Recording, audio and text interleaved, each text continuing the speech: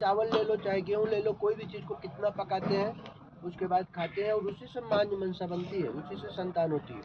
ठीक है, यानी फल के, हमारा कर्म फल के रूप, जितने हम लोग बैठे हैं ना, अपने माता पिता के कर्म के फल। अब मीठे हैं तो उनको दुखी नहीं करेंगे, और तीखे हैं तो वो बेचारे पश्चाताप करेंगे। ठीक है, तो मीठे हम बन सकते हैं, ऐसा जरूरी नहीं है कि हम, अगर स्वभाव अलग है तो बदल नहीं सकते। इसीलिए तो मनुष्य का शरीर है कि हम स्वभाव को बदलें।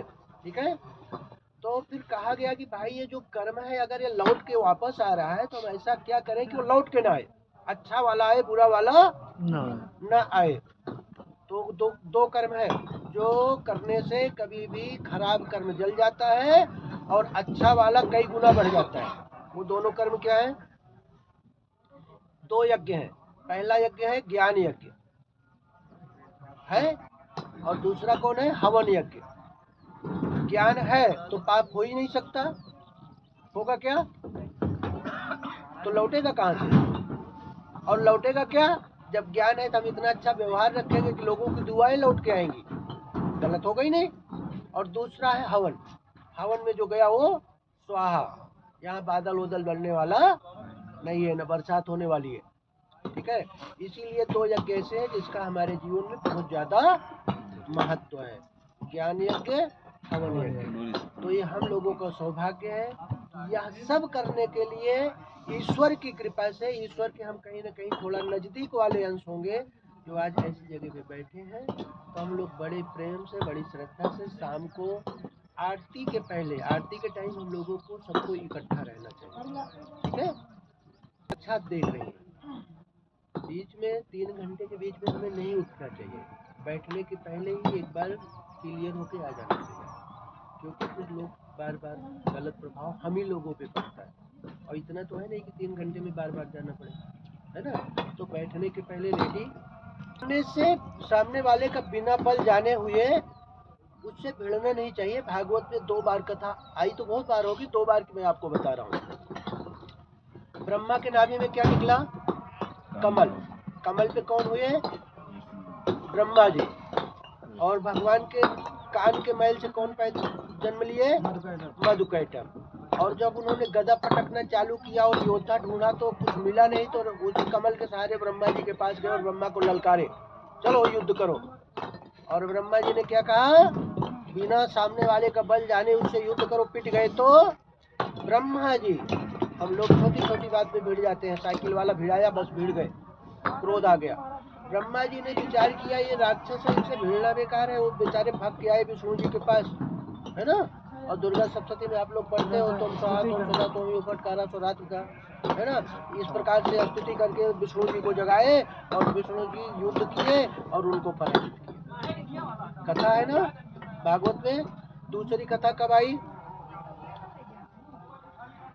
जब हिरण्यकश्यप और हिरण्याक्ष का जन्म होता है, उसी समय भगवान क्या कर रहे थे? वाराह का रूप धारण करके पृथ्वी को लाने गए थे।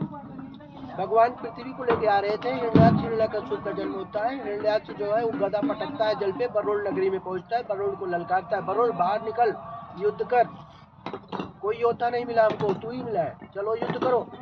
अब वरुण बेचारे घबरा गए, आसन हिलने लगा, ये महा आत्मा कहाँ से आ गई? बेचारे नेत्र बंद किए, देखे विष्णु जी वाराह का रूप धारण करके पृथ्वी को ले आया, हाथ जोड़े, अरे हिरण्याक्ष, युद्ध अपने बराबर वालों से करना चाहिए, कहाँ तुम कहाँ हम। तो बोले हमारे बराबर वाला कौन है? बोले वो वाराह भगवान है, जाओ आपकी धरोहर यानी आपके जो परिवारी जन है पहले के, वो पृथ्वी को रसातल में रखे थे और वाराह भगवान लेके आ रहे हैं, जाओ उनसे युद्ध करो, वो आपके बराबर है। तो उस समय हिरण्याक्ष आते हैं, वाराह भगवान से युद्ध करते हैं, और युद्ध करने के बाद तो पृथ्वी पे ऐसी चीजें हैं जिसके बिना न देवताओं का काम होता है न पितरों का। वो दो क्या है? तिल और कुशा, ये दोनों के बिना न देव काम है न पितृकार है। ये दोनों की उत्पत्ति क्यों है? क्योंकि जब युद्ध चालू होता है तो भगवान वाराह को पसीने होते हैं, पसीना हुआ तो कैसा तिल उत्पन्न हुआ? सफेद। और युद्ध चालू था तो धीरे धीरे काम करते रहो तो पसीना कैसा होता है? मटमैला होता है ना। तो कौन सा तिल हुआ? मटमैला, जो अभी मकर संक्रांति पे चढ़ा है, न यहाँ सफेद चढ़ा न काला। यहाँ पर ललछाऊ रंग वाला तिल चढ़ता है, ठीक है। और जब लड़ते लड़ते लड़ते लड़ते एकदम पूरा टाइम हो गया, काम करते रहो तो पसीना क्या होता है? काला। तो तिल कैसा हो गया? काला। तो तीनों प्रकार के तिल भगवान के पसीने से उत्पन्न हुए। और जो कुशा है भगवान के रोए, वारा को बड़े बड़े रोए होते हैं ना, वही समुद्र के तट पर पृथ्वी के ऊपर सब टूटे और बड़े बड़े कुशा का रूप धारण किए, जिस कारण से कुशा और तिल दोनों का अगर स्पर्श मात्र हो जाता है तो हमारा किया हुआ सारा कर्म वीडियो के रूप में। अब ये भी सोचने वाली बात है, कोई कहेगा तो अरे वीडियो कैसे बन जाएगा? आप मोबाइल में वीडियो देख रहे हो ना, कौन सा तार जुड़ा है, देख रहे हो ना। ऐसे जितनी चर्चाएं हो रही हैं, हम लोग बैठते हैं, उठते हैं, हमारी कार्यशैली सब वीडियो बनती है। और एक तो यहाँ कुशा और काश भी लग चुकी है ना, तो सब बनती है और बाकायदे सब वहाँ देखा जाता है। और उसी के हिसाब से हमारे कर्म में अच्छी चीजों को या बुरी चीजों को घटाया और बढ़ाया जाता है, ठीक है।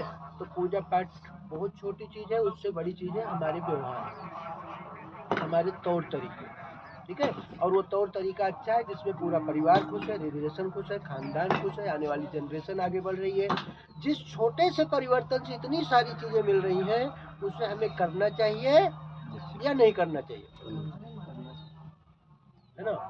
तो इन बातों का हम ध्यान दें। और सत्यनारायण की चतुर्थ अध्याय है, सेठ जी का जब माल गायब हो गया, है ना, तो बेहोश हो गए। दामाद जी आए, बोले पिताजी चिंता मत करो। क्या मत करो? चिंता मत करो। चिंता करने से आज तक किसी का भला